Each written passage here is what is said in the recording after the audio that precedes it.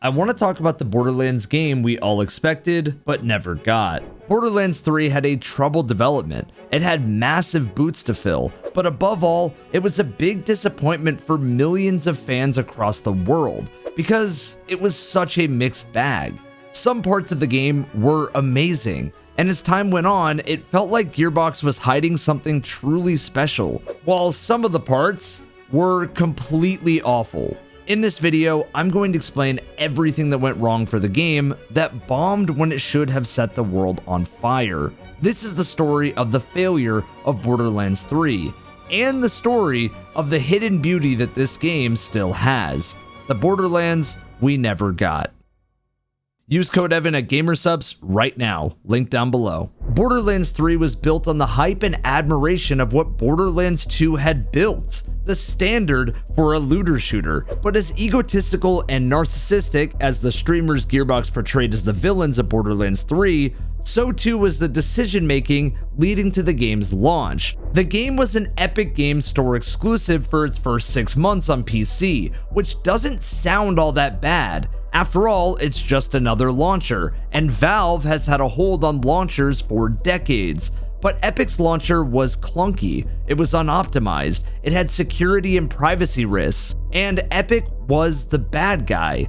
They were the Fortnite-ification of gaming, and their influence of microtransactions and season passes had left a bad taste in everyone's mouths. But Epic Games Launcher was only a drop in the bucket. The rest of it was on a poor press tour led by Gearbox's CEO Randy Pitchford. Randy Pitchford is a character. He's unapologetically himself, and that comes with a lot of excitement from him about Borderlands itself, but also a lot of empty promises and a lot of controversy. Even if Pitchford's promises for this idealistic game was years beyond the initial claims and the hype window, it still took years to get there, leading to a lot of anger when he first spoke on it. Borderlands 3 was talked about with no microtransactions in mind. Quote, "There will be tons of cosmetic drops as free loot in Borderlands 3. Currently, there are no plans for any cosmetic DLC, but I anticipate that there will be customer demand post-launch that we will be excited to meet, just as we did with additional optional cosmetic DLC for Borderlands 2.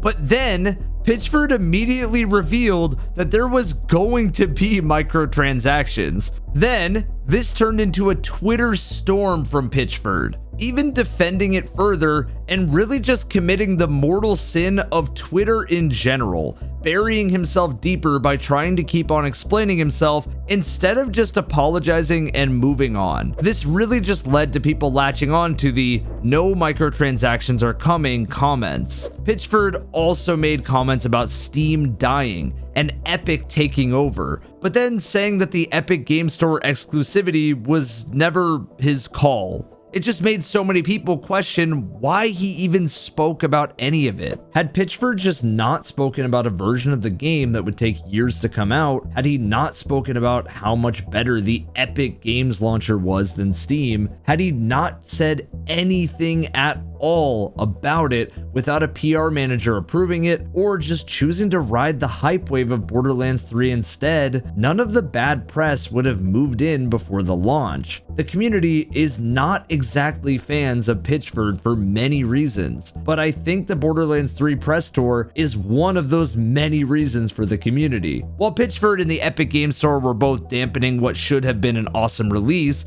and years of fun content for Borderlands, when you really got down to it, Borderlands 3 was just missing so much of the soul of what made Borderlands 2 special. And this means writing, characters, that looter shooter draw, endgame, boss exclusives, and aspirational content, written by people who were just as out of touch with Borderlands as those same villains they were trying to create. The game lost a lot of the identity of Borderlands 2. While that game has some jokes that have aged with time, the pacing was much more fluid, allowing for segments where the gameplay took priority and not the story, so you didn't always have to be tapped into what the plot was trying to tell you, nor did it force you to listen to the long exposition dumps. If Borderlands Borderlands 3 had a skip dialogue feature or a claptrap volume slider like Borderlands 4 has, and like the modding community had to make for Borderlands 3, it would have been received as the game that we all hoped for. Expectations were that the story would hold up to the Borderlands 2 version, and that was just not the case. The story was the main pinpoint of criticism for many,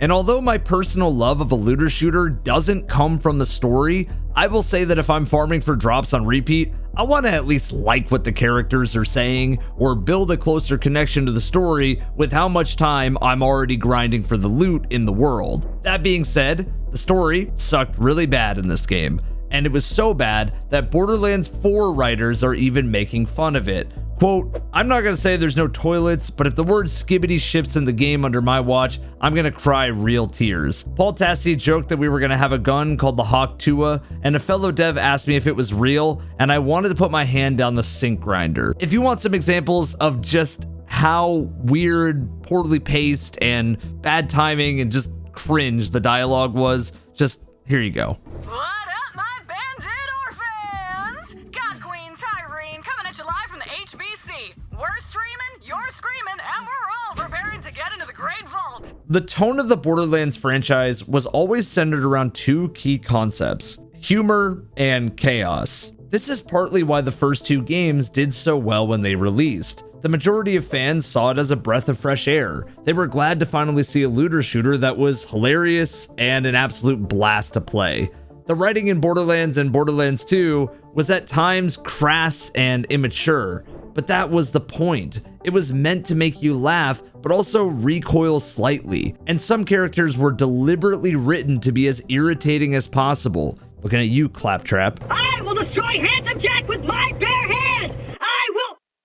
Stairs? I think this is why it works so well when the original Borderlands first released. It was new, it felt like it was up to date, it was modern and current, and it definitely fit well into the kind of humor that was so popular in 2009. Some of you don't quite remember that time as well as others, but it was really different. Everything on the internet was pretty lawless, and gaming was just as much the Wild West of the digital space as frontier towns were in the 19th century of America. You could see how a tone like that would end up incredibly dated if somehow it were imported into 2019. Corporate coworker humor bled into Borderlands 3 in every way.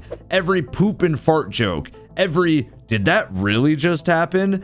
every "she's right behind me, isn't she?" just didn't land, and it became really clear on my playthroughs that the writing was just out of date, sometimes by about 3 or 4 years, sometimes by about an entire decade. Jokes were aimed at targets that most people in society had moved on from back in 2015 of all times. Like making fun of hipster baristas. It's a bit like the 2025 equivalent of making jokes about Harambe or Big Chungus and expecting people to laugh as hard as they did back in 2019. It's only made a bit worse when 2012's Borderlands 2 seemed to have a good contrast of humorous and dark moments. Handsome Jack was just a great villain, and you could see the game's writing work well for a villain who was chaotic, humorous, and when nobody laughed at his lame jokes, or when it came time for him to be a bit more serious, his terrifying mind was revealed. The villains of Borderlands 3 felt phoned in and lazy, like nobody who was writing them actually watched any streamer personalities, so they just jumped to the surface level jokes that anyone could make. After some research on this, it actually even appears that there was a joke quota put in place for Borderlands 3's launch, which would explain a lot of these issues we had with the humor, and its over-reliance on it and how much it ruined the pacing. In an interview ahead of Borderlands 4, narrative director Sam Rinkler had this to say, quote, "So this was a primary pillar of Borderlands 4 when we decided to kick off the project, and everyone kind of came around and did a post-mortem, not just on Borderlands 3, but also on the whole franchise and where we'd been. And it really became clear that pretty much every one of the games in the Borderlands franchise had slightly different approaches to humor, approaches to dark storytelling. Again, some of them were more grounded than others, and coming off of Borderlands 3, we definitely felt that the tone of the game had gotten a bit wacky. There was this mandate from the creative director on that project that there had to be a joke every second. And that was something that we tried to get away from. The DLCs for Borderlands 3 are actually grounded with some serious plot points, and if you'd like me to cover Borderlands 3's DLC a bit more in depth, please feel free to let me know in the comments, or just simply come by my stream where I'm actively playing through Borderlands ahead of the Borderlands 4 launch. So the writing was by far the biggest letdown for fans of Borderlands 3 at launch, but performance issues were another one that, while short term, were still a big reason most people had issues with this game on launch. Much like Monster Hunter Wilds this past year, it doesn't matter how fun your game is when people can't even play it due to performance. Perhaps most frustrating of them all is that the franchise is known, in fact cherished, for having really good co-op multiplayer. It's a staple of the entire Borderlands name. Yet when Borderlands 3 released, playing split screen at home essentially nuked the performance of the game and caused frame rate to drop down to ridiculously bad levels.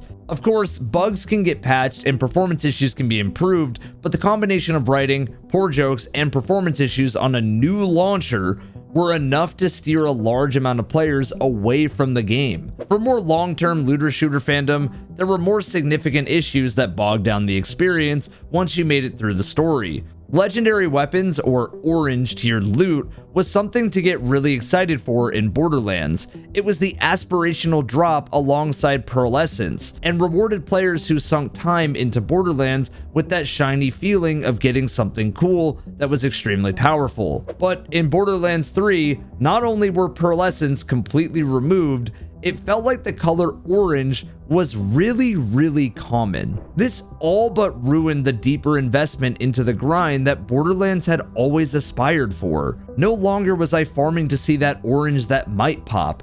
Instead, it was a sea of orange relatively early on. This was all in pursuit of a new system called anointments. Basically, anointments were extra traits that would rarely drop on any tier of weapons. The anointments were so powerful that they kinda overshadowed the actual loot, but were so rare that you had to see 50 of the legendary gun before you got the gun with the right anointments, right? So it sounds like a good solution. However, nobody really liked this system because it should have been a shiny orange drop, and now it was a small piece of text at the bottom of gear that you had to look over a sea of orange just to find the right one. These were so impactful since they could roll with some insane attributes along with already insane weapons that you could be absolutely broken with your build. And there were 57 of these anointments. It wouldn't have mattered as much except for the fact that the endgame of Borderlands 3 at launch was very lackluster. There was almost no place to aspire to test your loot, and Borderlands 2 was always known to have those final places or at least something to gain from the remaining bosses. But in Borderlands 3, there was almost no boss specific loot at the launch of the game, which is something that I can't wrap my head around for any looter shooter. Without this loop of target farming and some boss themed weaponry, the reason to play Borderlands 3 essentially died post-campaign, and with other complaints at the same time, it wasn't looking good for Borderlands 3. And I truly believe that the expectation was that there would be a nice loot pursuit for the community to take part in, complemented by boss drops, and none of that was the case at launch, which understandably made the community angry. Aside from those issues, there were other looter shooter options. Can you believe that Destiny 2 was actually a success just ahead of Shadowkeep in 2019? How about the unfortunate tale of Anthem in 2019? Division 2 was also trying things and gaining a strong audience. All of that is to say, 2019 was not a good year for many looter shooters, and unfortunately, the looter shooter had lost its way with Borderlands 3. And it sank for a long time. It may seem like things were all bad for Borderlands 3, but the baselines were there for the game to succeed, much like Anthem was. The only difference is that Gearbox stuck with Borderlands 3 and took a lot of feedback to improve the experience heading into its DLCs and Borderlands 4. The reviews of Borderlands 3 sit really positive almost anywhere you go now, and that's because of the changes over time. But also because at the core of the game, it's just a solid shooter. The gunplay and looting were fairly improved from Borderlands 2, and Borderlands the pre-sequel. leading to an overall better experience in Borderlands 3. It was something properly noticeable about Borderlands 3, which hadn't been as present in other games. On top of all of this, I have to credit Gearbox for not crunching their staff to make Borderlands 3. For those of you who aren't aware, crunch is the practice of getting video game developers to work insane hours, much longer than their designated schedules, in order to meet company deadlines for a product. Sometimes companies threaten their workers with punishment if they don't work longer than their contracted hours.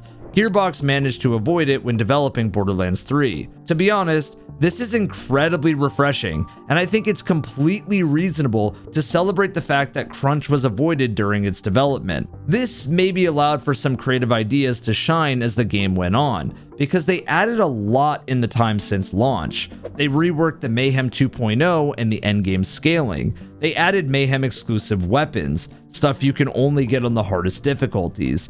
They added an activity called takedowns, which are Borderlands versions of raids. They added new campaign DLCs, which are infinitely better than the base game story. They added the ability to re-roll your anointments, which is Borderlands versions of weapon perks. Again, if you guys want videos on the DLCs and everything added post-launch, just leave me a comment, and if there's enough comments out there, I will make a video about these. So even though there was a lot of negative press surrounding Gearbox and Borderlands 3 before its launch, and the lack of excited voices remaining post-launch, people were still pretty hyped for the game over its run. Borderlands 3 had delivered the highest pre-order sales figures to date for a 2K title, according to publisher 2K. Borderlands allegedly sold 5 million units in 5 days. And while that figure is disputed by some people, Take-Two Interactive confirmed that by August of 2023, the game had sold over 18 million copies. Now imagine if Borderlands 3 had shipped with the laser focus that the DLCs had. Imagine if Borderlands 3 had shipped with the love and care that Borderlands 4 is shipping with. There would be no point in this video, and the Borderlands community would never have to make posts defending the game. It would just be the game that they have now, a not perfect but strong entry into the franchise. Basically, with a reworked endgame, Gearbox had the vision that a lot of players wanted. It just took 6+ months after launch, and with Borderlands set to make its big splash again in 2025, we'll have to see how it all plays out. Hopefully Borderlands 4 was the Borderlands 3 that we never got.